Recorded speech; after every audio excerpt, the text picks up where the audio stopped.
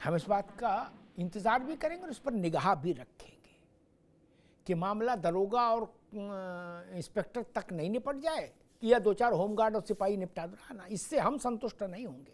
हमारा प्रश्न खड़ा रहेगा, हमारा प्रश्न रहेगा। ये गलती है, फेल्योर है।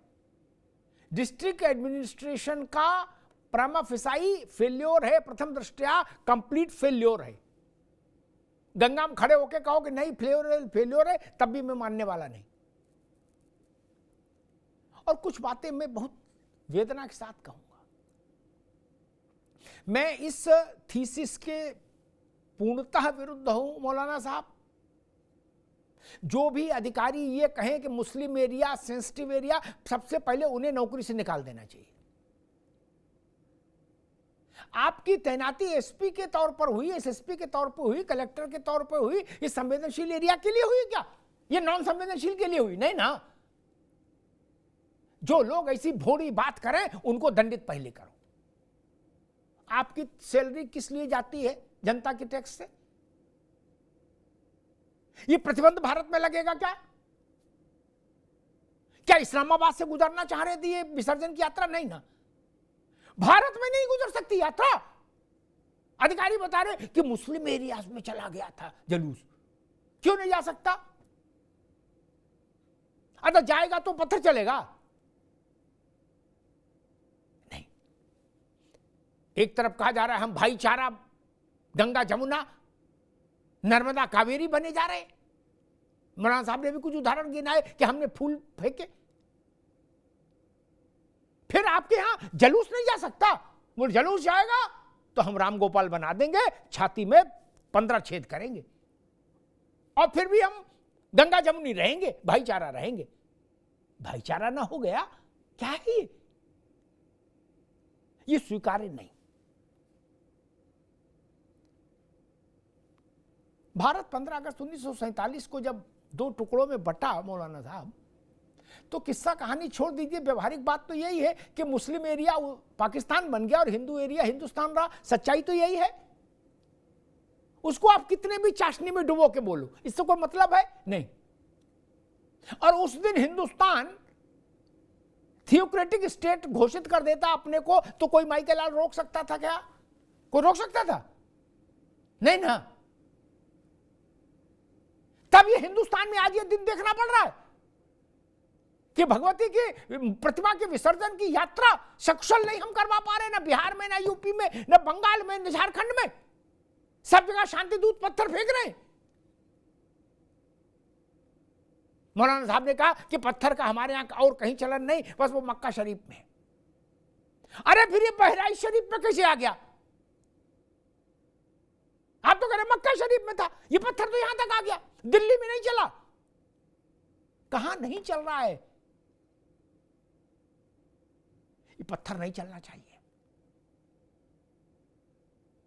और ये पत्थर जो हाथ चलाए उनके साथ फिर निर्णायक तौर पर सख्ती होनी चाहिए। एक ही बार में ऐसी व्यवस्था हो जाए कि फिर कभी आदमी पत्थर गूगल में भी ना देखे, फोटो भी ना देखे पत्थर का, मारे खौफ के। ये क्या तरीका है? और ये प्रश्न भी कितना आहत करने वाला है भारत के मन को कि डीजे में बज के आ रहा था। इस देश में, इसी उत्तर प्रदेश में, मौलाना साहब आपको भी याद होगा, रावत जी आपको भी याद होगा, अशोक भाई और राघवेंद्र जी को भी याद होगा, इसी उत्तर प्रदेश में कांवड़ यात्रा पर डीजे पर प्रतिबंध लगाया था कि नहीं लगाया था समाजवादी पार्टी की सरकार ने? लेकिन उन्होंने मुहर्रम से लेकर शबे बारात तक कहीं रोक नहीं लगाई थी, चाहे जितना हल्ला मचाओ। क्या सच नहीं है? क्या सच नहीं है? आज सवाल उठाया जाए, राम गोपाल इस नृशंसता से मारा गया, तो उसके साथ ही सवाल एक हल्की सी उसको भी दे दी श्रद्धांजलि की छींटे। उन्होंने नहीं, बड़ा दुखद हुआ जो हुआ। क्या हुआ ये भी नहीं बोल रहे, जो हुआ सो दुखद हुआ। रावत जी क्या हुआ ये भी नहीं बोल रहे अपने श्रीमुख से। लोग कह रहे जो हुआ सो दुखद हुआ, अब इधर आ जाओ। हम इतना भारत में ऐसी राजनीति चाहते हैं क्या? पाकिस्तान में प्रतिमा विसर्जन नहीं हो पाए, बात समझ में आती है। सीरिया, युगांडा, यमन में नहीं हो पाए, बात समझ में आती है। अफगानिस्तान में गुरुद्वारे नहीं चल पा रहे, समझ में आता है। ये भारत में ऐसी स्थिति पैदा हो जाए और जिसे देखो वो कह रहा हम तो अमन के फरिश्ते हैं।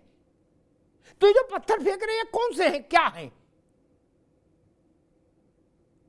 और जो व्याख्या है ना मौलाना साहब, वो बड़ी खतरनाक है कि शैतान को पत्थर मारते हैं। क्या ये व्याख्या मक्का शरीफ से भी बाहर आ गई? क्या ये जो लोग पत्थर फेंक रहे हैं, क्या उनके मन में ये नहीं है कि जो लोग गुजर रहे हैं शैतान है? इसके बाद कोई भाई कोई चारा बसता है, कोई गंगा कोई जमुना बसती है क्या?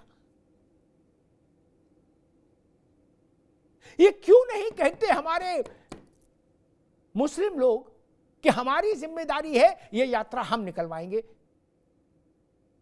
क्यों नहीं होती बात? होनी चाहिए ना। राजनीतिक लोगों से छोड़ दीजिए, 4 बड़े मौलाना ये जिम्मेदारी लें कि चलो हम चलते हैं आगे, देखें कौन पत्थर फेंकता है। लीजिए जिम्मेदारी, तो मैं मानूंगा हाँ आप भाईचारा के पक्ष में हैं, आप सद्भाव के पक्ष में हैं, गंगा और जमुना के पक्ष में हैं। अन्यथा ये वाणी विलास है, वाणी विलास। शासन में जिन लोगों की चूक रही उन पर कार्रवाई होगी, मुख्यमंत्री ने कहा भी है। लेकिन उन सबसे बड़ा सवाल ये, जिस पर चिंतन पूरे राष्ट्र को करना चाहिए और चिंता भी करनी चाहिए मौलाना साहब, कि क्या ये देश हिंदुस्तान जिसका नाम वो ऐसा बन गया कि जहां हनुमान जयंती की शोभा यात्रा, राम बारात, प्रतिमा विसर्जन, ऐसे धार्मिक त्योहारों को करना युद्ध लड़ने जैसा हो जाए? ये यात्राएं सकुशल संपन्न हो, क्या इसके लिए आत्म बलिदान देने की जरूरत आ गई अब देश में कि बलिदान दे तब यात्रा निकलेगी हमारी? ये ठीक नहीं, ये तरीका ठीक नहीं। इस्लाम की उम्र कितनी है? 1400-1500 साल मौलाना साहब। उससे पहले हिंदुस्तान नहीं था क्या? था ना। यहां तब भी यात्राएं निकलती थी, शोभा यात्राएं निकलती थी। ये देश को किस चौराहे पर लाकर खड़ा करना चाहते हैं?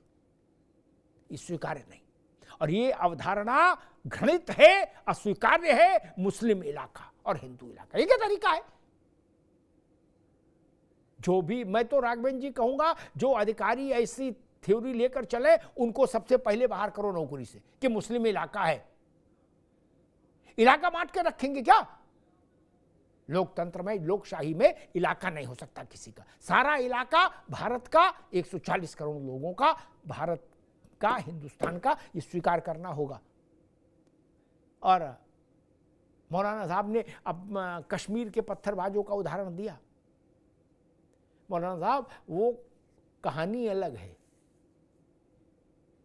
लेकिन बहराइच में जो पत्थर चल रहा है या बिहार में जो चल रहा है, झारखंड में जो चल रहा है, उसकी जहनियत अलग है। वहां आतंकवादी नहीं है, वहां घर का ही मानसिकता ऐसी है कि नवरात्र आए, उस इधर हम लोगों ने कलश स्थापना की, उधर उनने पत्थर स्थापना शुरू कर दी। क्या बोले? पत्थर इकट्ठा करो रे। क्यों? बोले 10वीं के बाद चलाना नहीं है। सच्चाई ये है, कड़वी है, लेकिन यही है। मैं सभी से कहूंगा कि बहराइच में शांति स्थापित हो, जख्मों पर मरहम लगे, व्यवस्था फिर से शांतिपूर्ण हो, इसके लिए हम सब मिलकर प्रयास करें।